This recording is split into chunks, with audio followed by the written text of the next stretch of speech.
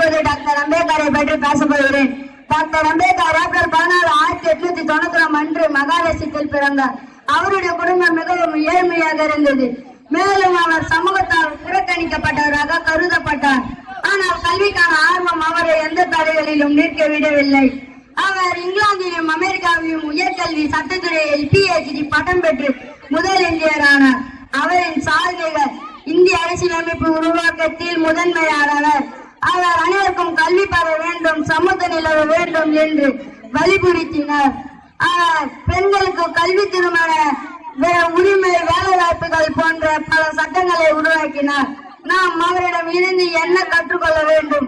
கல்வியை வாழ்க்கையின் மிகப்பெரிய ஆயுதம் என்பதை கவனிக்க வேண்டும். தன்னம்பிக்கை மற்றும் கடினமான உழைப்பின் மூலம் வெற்றியை அடையலாம். நாம் அனைவரும் அவர் கண்ட சமூக நீதி கனவை முன்னெடுத்து ஒரு நல்ல இந்தியாவை உருவாக்க உறுதியளிப்போம்.